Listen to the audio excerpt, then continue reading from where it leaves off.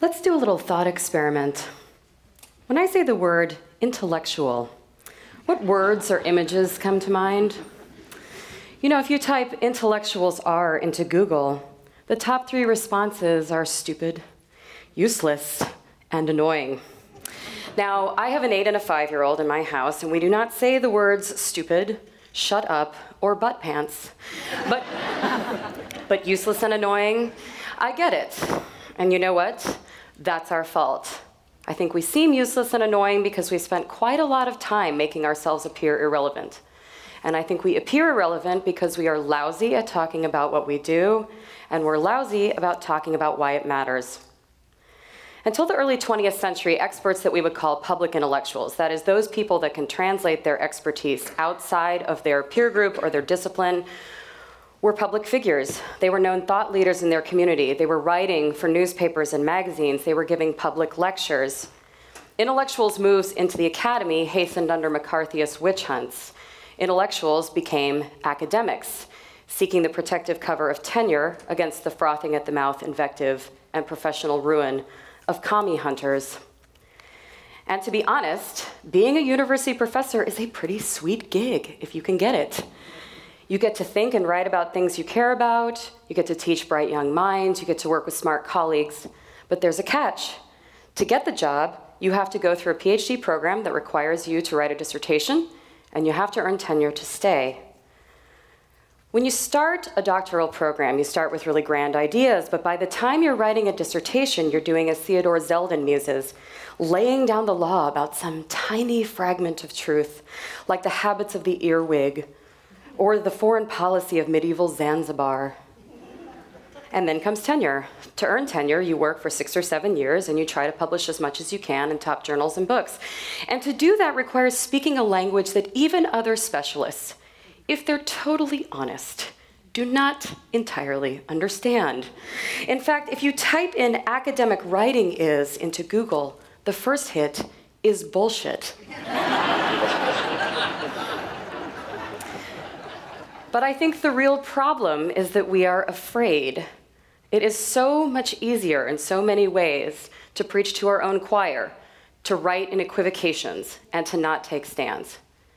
We think to be good scholars, we have to be detached and apolitical, but social scholarship is neither detached, nor is it apolitical, and as Rick Cherwitz argues, we have an ethical obligation to discover and put to work knowledge that makes a difference.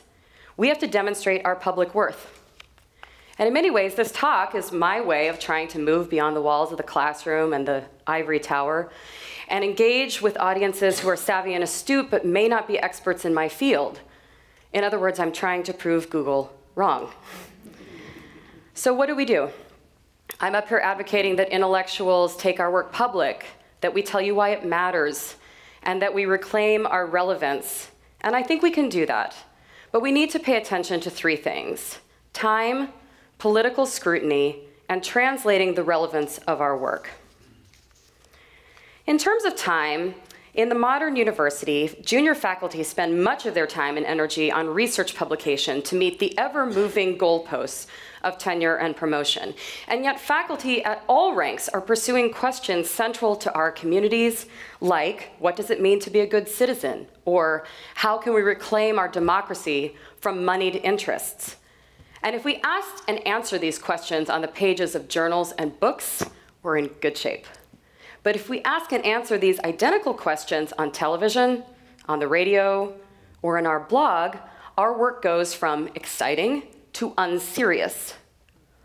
Fortunately, there are a number of places where that kind of thinking is being re-examined, or frankly, blown up. The University of Texas at Austin has a program called Intellectual Entrepreneurship, founded by Rick Cherwitz, that gathers groups of scholars from around campus to think through problems of concern to the community interdisciplinarily. On the other side of Tacoma, at Pacific Lutheran University, we count public scholarship as legitimate work toward tenure. So my colleague, Robert Marshall Wells, and his student organization, Media Lab, can continue to make documentary films like their most recent, Waste Not, on food waste and food insecurity, and we think he merits tenure and promotion.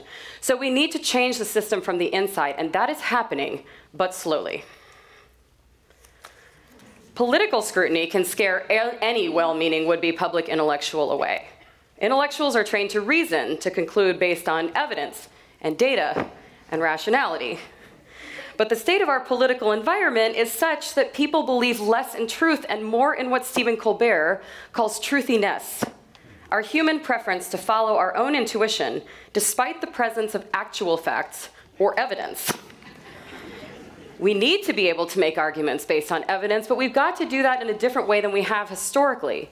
So that might mean moving arguments up the ladder of abstraction, starting with something particular like global warming, and moving to something universal like America solves the energy crisis for the rest of humanity. Now, what that doesn't mean is abandoning evidence or ethic, but what it does mean is changing the frame of the argument as it is presented to the public. The other thing we can start doing is attending to the power of stories as evidence. If people are wary of eggheads, stories are a way to do that kind of work, grounding our arguments in evidence, without raising red flags or getting ourselves on a hit list.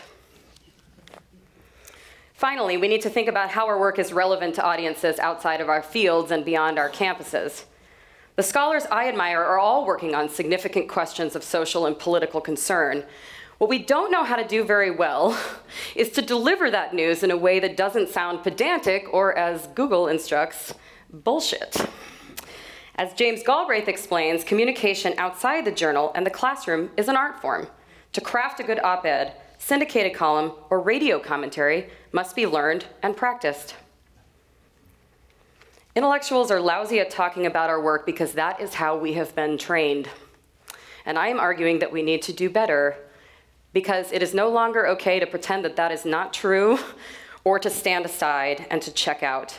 We need to express our convictions, our enthusiasm, and even our anger, rather than constantly striving to sound impersonal or distant or elitist. We should still be writing for and speaking to our peers, but that can't be our only project. And doing more of this is one way to start making those changes. Thank you.